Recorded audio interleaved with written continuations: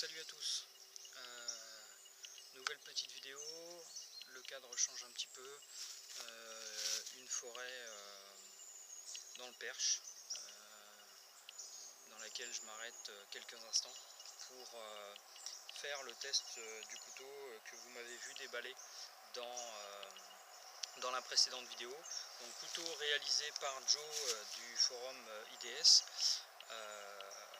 tout comme les deux précédents. Mais également de la même manière l'étui réalisé par Didier Nomade, spécialement donc pour mon fils. Donc je vais vous faire une petite vidéo de présentation rapide pour que vous puissiez voir et vous faire une idée plus précise en plus de la vidéo d'unboxing. Donc là on est sur un couteau qui est fait donc pour mon fils, donc avec une lame relativement courte ainsi qu'un manche relativement court mais assez bien équilibré, ce qui fait que même pour une main relativement classique d'adulte, on a quand même quelque chose qui tient bien dans la main et qui ne pose pas de soucis. Voilà, donc il est clair qu'en termes de gabarit c'est presque un peu grand pour un enfant, mais on est sur quelque chose qui est en transition entre l'enfant, ado et puis l'adulte quand on souhaite un petit couteau.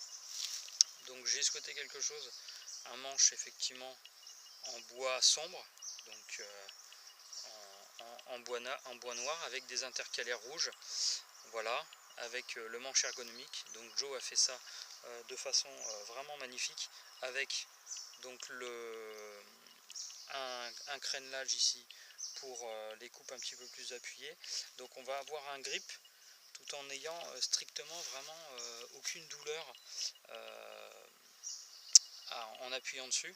Alors évidemment si je passe ma journée à appuyer dessus, ça va commencer effectivement à me blesser ou à me faire mal, mais même en faisant effectivement pas mal de coupes, on n'aura pas de sensation ou de mauvaise sensation avec ce couteau.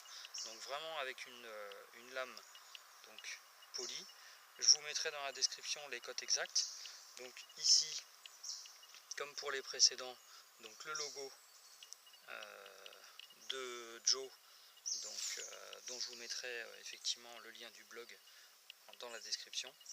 Et donc pour habiller ce joli couteau, il me fallait donc un étui à la hauteur, donc étui que j'ai fait réaliser donc par Didier Nomade comme les précédents, donc avec un cuir noir, un marquage effectivement avec l'initiale du prénom de mon fils, une couture rouge sombre, voilà, et donc un cuir moulé, entièrement moulé, avec donc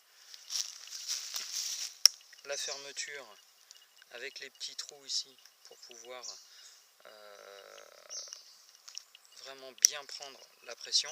Alors avec les petits trous c'est vraiment très joli parce que du coup ça allège et ça donne vraiment un aspect très, très sympathique à ce loquet.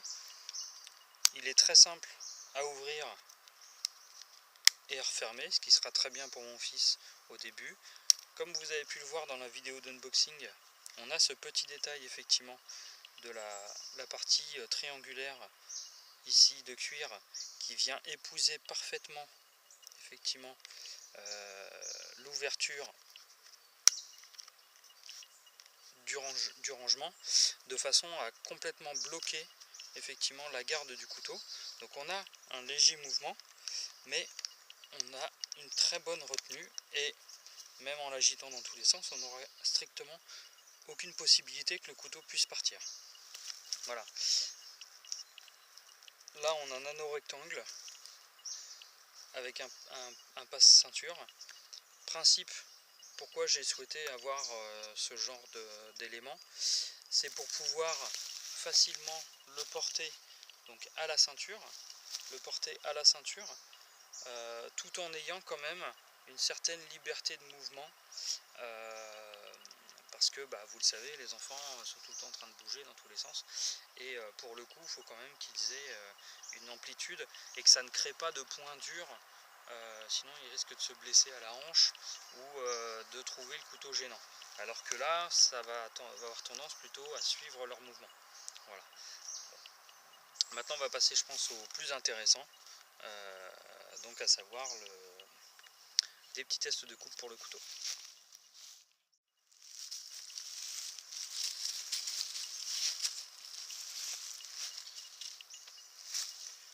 Alors, petit test de coupe rapide. Donc là, sur un ébranchage léger, on est vraiment sur du bois très dur, hein, comme vous pouvez le voir. Voilà.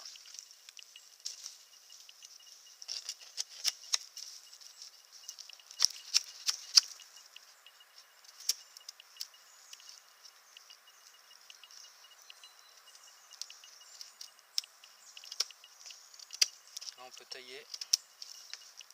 Si on veut faire de la coupe effectivement appuyée, on n'a strictement aucune problématique pour le faire. Voilà. On peut tailler très facilement une pointe. On a une position également en coupe inversée qui rentre bien dans le bois.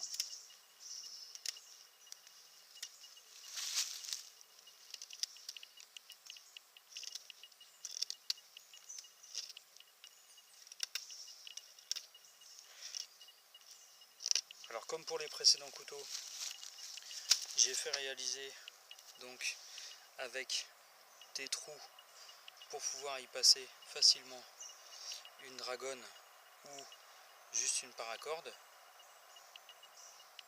L'avantage de ce système là, c'est que si on veut se servir ponctuellement une fois du couteau pour faire une coupe à la volée, vraiment sur du petit ébranchage en coupe à la volée, on peut essayer de le faire.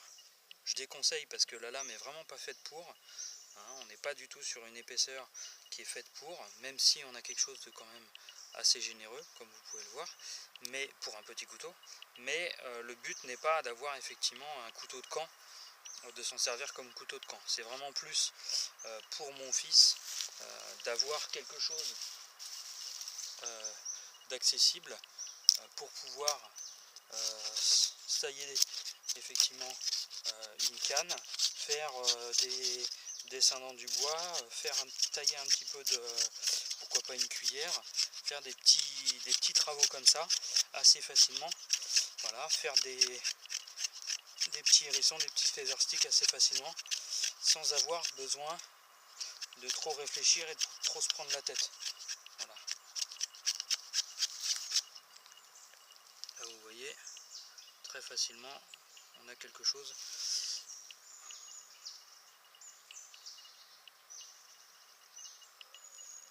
qui peut être rapidement utilisé pour démarrer un feu sans souci.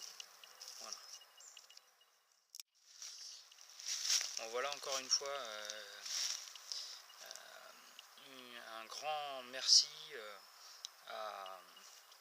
à Joe, donc du forum IDS, pour la réalisation de ce beau couteau qui, j'en suis sûr, va faire le bonheur de mon fils. Merci encore une nouvelle fois à Didier pour la magnifique réalisation qu'il a encore pu faire sur cet étui. Vraiment, on sent ta passion au travers de ce que tu réalises pour nous, et moi ça m'impressionne à chaque fois. Merci vraiment, encore une fois, hein, comme j'ai dit déjà dans ma précédente vidéo concernant les couteaux, merci à tous ces artisans qui, au travers du travail qu'ils arrivent à réaliser, nous font vivre leur passion, nous montrent effectivement ce qu'ils sont capables de faire, les évolutions de leur travail. Moi je suis Didier depuis vraiment un bon moment maintenant, j'ai plusieurs de ces réalisations et on peut voir l'évolution, on peut voir vraiment ses idées et ses pensées se concrétiser et avancer, et vraiment c'est un bonheur de voir ça.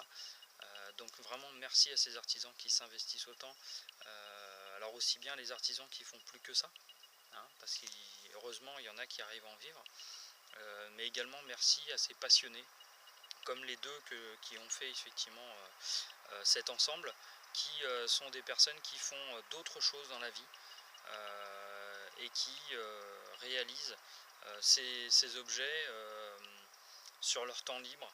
Donc merci à eux de consacrer du temps, de leur temps personnel pour nous.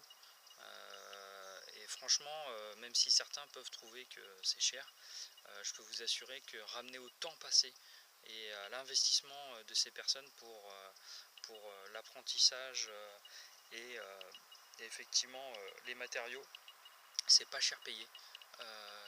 Et donc clairement, profitez-en, faites-le, vraiment faites réaliser des objets comme ça. Une nouvelle fois, on peut avoir des objets industriels, moi j'en ai régulièrement, j'ai des couteaux, quand j'ai pas mon couteau suisse par exemple, j'ai ce couteau là pratiquement toujours en permanence sur moi, pour pouvoir manger, couper quelque chose. Alors clairement ça c'est voilà, vous pouvez le voir, hein, c'est du chinois. C'est pas de la grande marque, c'est pas du voilà, hein, ça c'est un couteau qui doit coûter 12 euros, voilà. Mais clairement, contrairement à beaucoup, il est très bien réalisé, il n'y a strictement aucun jeu, il est top, voilà. Pour le coup, je vois pas l'intérêt effectivement d'aller payer pour un couteau qui va me servir tous les jours et que je vais peut-être éventuellement abîmer, aller me payer un couteau à 150 ou 200 euros pour ça, ça me sert à rien. Par contre, effectivement, aller dépenser de l'argent pour avoir un beau couteau comme ça, qui va pas avoir du tout la même destination et qui sera pas du tout réalisé de la même manière, là d'accord, ok, parce que là ça fait vivre et évoluer quelqu'un.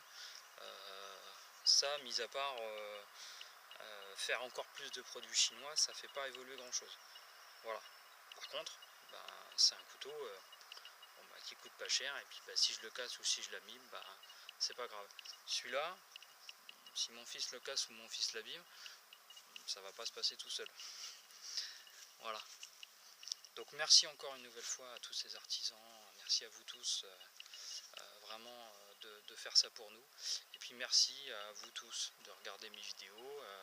Je suis loin de pouvoir effectivement être du niveau de certains de mes amis, hein, comme Christophe, comme Fifi, Biliane, comme Tov de Bushcraft, voilà. On n'est pas du tout, voilà, j'arriverai pas, je pense, à faire autant de vidéos et d'aussi belle qualité que ceux que j'ai pu vous citer, hein. L'idée pour moi c'est vraiment juste de partager effectivement ma passion, quelques-unes de mes passions, les couteaux, effectivement la vie dans la nature, enfin la vie ponctuelle dans la nature, et puis de vous faire profiter de tout ça, un tout petit peu de, voilà, de ce que moi j'arrive à vivre quand j'y suis. On ne sait jamais, voilà, pour ceux qui n'ont pas la possibilité ou le temps de le faire, bah, c'est toujours ça, ça de prix. Voilà. Donc merci à vous de regarder ces vidéos, merci de vous être abonné, merci de vous abonner, merci de me faire des commentaires constructifs s'il y en a, parce que de toute façon tout peut être amélioré, ça je le sais. Et voilà, merci à vous d'être là et à la prochaine vidéo. Ciao.